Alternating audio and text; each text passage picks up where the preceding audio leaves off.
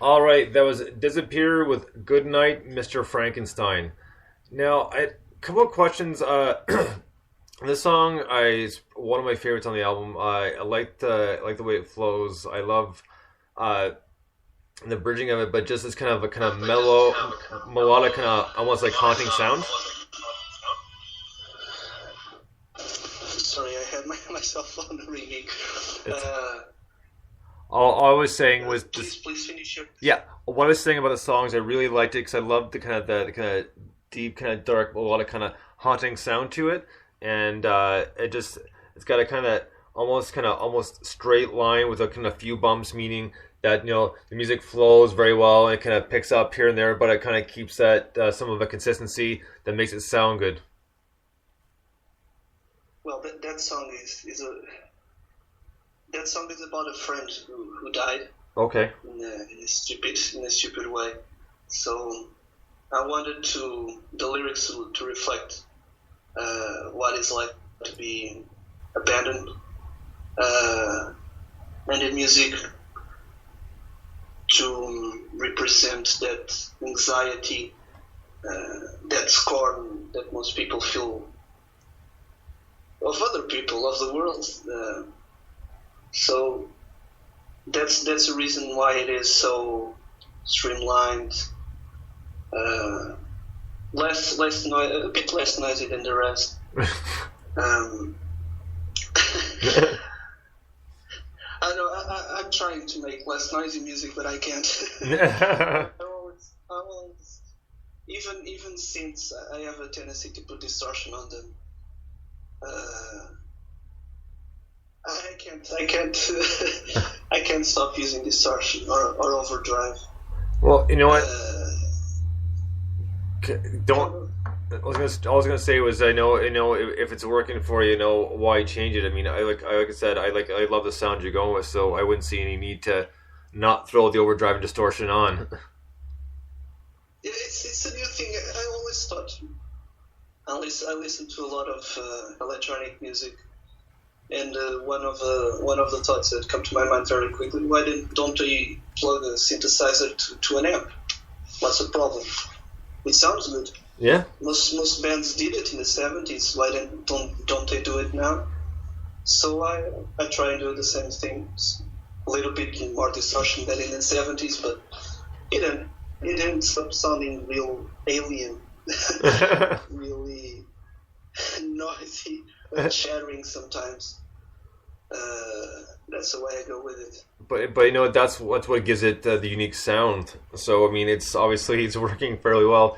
Now you kind of answered one of my questions when you were talking about Goodnight, Mr. Frankenstein, because I was going to ask just about the song titles in general because they all seem to come from one end of the spectrum to the other. And I'm just was curious is if they actually had a point or did reflect a song, because not all song titles necessarily reflect a song, or sometimes they don't have even anything to do with the song. So you kind of partially answered that question for me with Goodnight, Mr. Frankenstein. So I'm gonna. Is it pretty much safe to say that the rest of the songs have reflected some sort of something that's happened in your life, something personal? Does it actually reflect the music, the lyrics you're writing?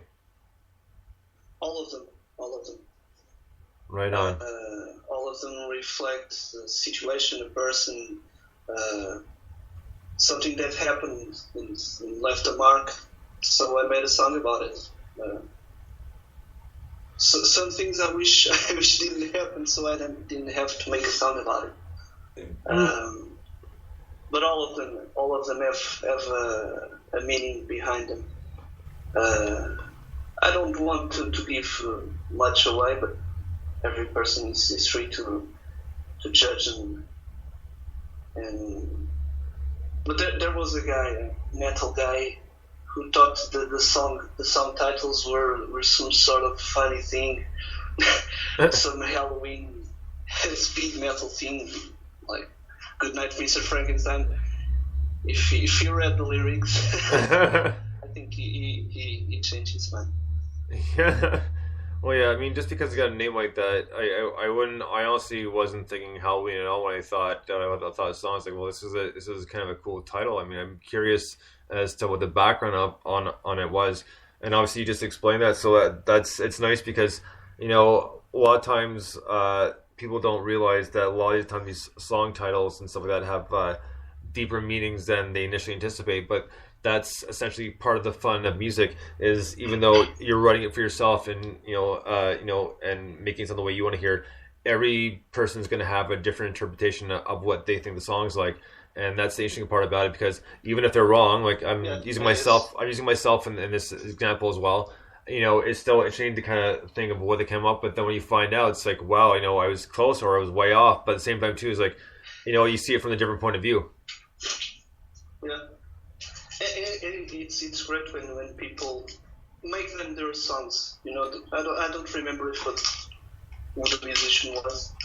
But he says that after a while, the music isn't yours anymore. It's the people's music. It's what they think about it, not your stuff. So to me, that's fine. Well, I can see that, because people in general, especially music lovers. Like I've said this many times, or a bunch of different shows, that music is a universal language. But people, besides getting into music itself, in some cases, to be able to relate to the song, and it's almost like a form of comfort to some people. The more they can relate to it, then I'd say the better they feel, whether it be a good time, bad time, what have you. Mm-hmm. Yeah. So it works for musicians too that way. It's some sort of exorcism sometimes, and for the people who listen to, it's the same thing. Well, that's right. Myself personally, I'm really critical of what I listen to, but when I listen to the music, I like to kind of sit down and kind of really give it my 100% full attention, and essentially kind of dissect in my own way. But at the same time too is, when I'm talking about what the song's like, that sort of thing, is just my opinion. But it's also interesting to me to, after I've talked about a certain song, no matter which one it is, saying, well, I thought this and this and this, and then the band artists like yourself saying, well, what, I did it this way because this is like, well, that makes a lot of sense. I can see that point of view now, and for me personally, it gives me a bit of deeper appreciation for the music and the song that's being recorded and played. Maybe sometimes. I only go to the lyrics if I'm desperate about the meaning. Oh, yeah. I always try to avoid the rhythm and make my own extrapolation. But that's basically it. I always avoid the lyrics just to the last moment. Well, no, and that's fine. That's a different way of doing it, because it's not just the lyric. The music is speaking to the person, to the listener as well.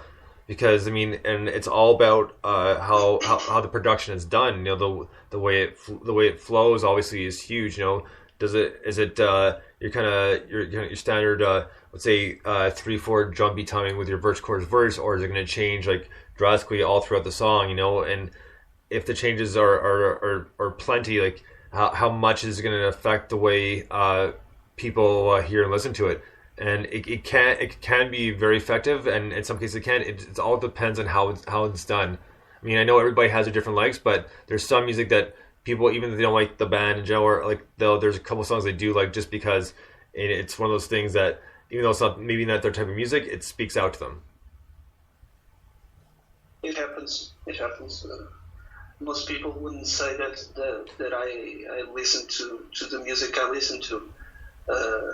They always judge me as some sort of old metalhead or something like that, when I'm not.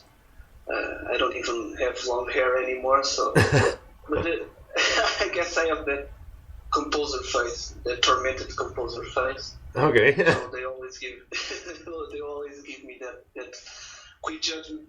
Oh, you must be a musician or a leftist intellectual or something.